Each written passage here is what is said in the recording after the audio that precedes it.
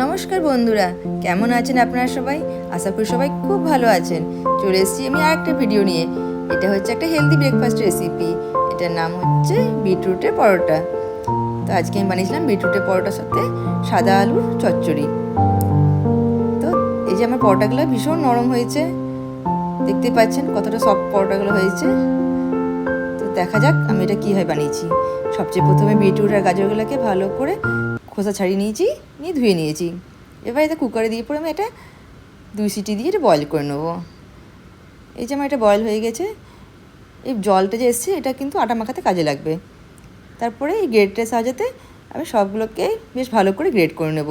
Beetroot, গাজর সবগুলোকে এইভাবে গ্রেট করে নেব। এবার এটা গ্রেট হয়ে গেলে এর মধ্যে আমি যতটা আমার আটা দরকার, মানে বিটরুট আর গাজরে আন্দাজ করে সেভাবে আটা দিয়ে দেবো।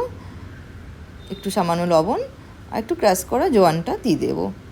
দিয়ে এবার সবগুলোকে খুব ভালো করে মাখিয়ে নেব। এই যে আমার খুব ভালো করে মাখানো হয়ে গেছে। একটু নরমই রেখেছি, খুব টাইট রাখিনি। আর উপর থেকে একটু সামান্য একটু হাতে তেল দিয়ে এটাকে সাইড করে রেখে দিলাম ঢাকা দিয়ে। আর এর পাশে আমি আলু, পেঁয়াজ, টমেটো, কাঁচা লঙ্কা সবকে ধুয়ে কেটে নিয়েছি। এটা খুব সিম্পল একটা তরকারি মতন করব। সামান্য একটু কুকারে একটু তেল দিয়ে দিলাম, এতে একটু জিরে ফোড়ন দেব। আর যে কস্তুরি মেথি পাওয়া যায় ড্রাইটা, সেই কস্তুরি মেথিটা একটু গুঁড়ো করে হাতে দিয়ে দেব। জাস্ট একটু ভাজা হলেই আমি সব কাটা সবজিগুলো যেগুলো কেটে রেখেছি, আলু, পেঁয়াজ, টমেটো, কাঁচা লঙ্কা সবগুলোকে আমি এর মধ্যে দিয়ে দেব।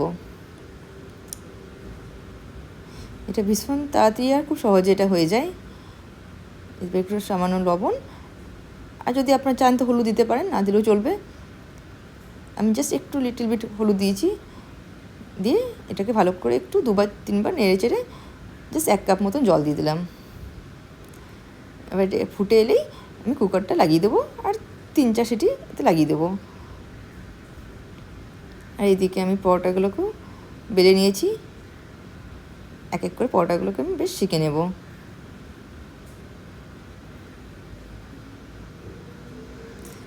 সামান্য একটু তেল দিয়ে দিয়ে পরোটাগুলোকে সেঁকে নিতে হবে।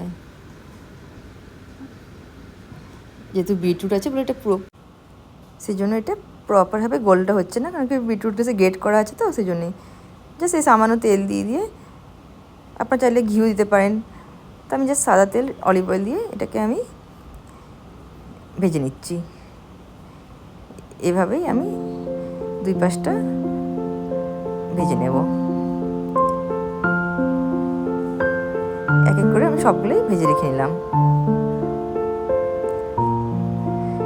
বাচ্চারা তো বিটরুট খেতে পছন্দ করে না, কিন্তু যদি এভাবেই করে দিই এটা ভীষণ ভালোভাবে খেয়ে নেয়। আর স্কুলে লাঞ্চে দিলে তো এটা ভীষণ বাচ্চারা পছন্দ করেও খায়, টিফিন ফিনিশ করেই আসে বাড়ি।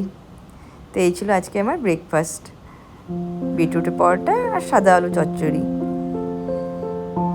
দেখতে পাচ্ছেন আমার পরোটাগুলো ভীষণ নরম হয়েছে, কি সুন্দরভাবে। আর এটা সকাল ব্রেকফাস্ট জন্য বেশ তাড়াতাড়ি হয়ে যায় আর ভীষণ খেতেও ভালো। যদি ভালো লাগে তা নিশ্চয়ই আপনারা একটা লাইক বা কমেন্ট করবেন। Thank you.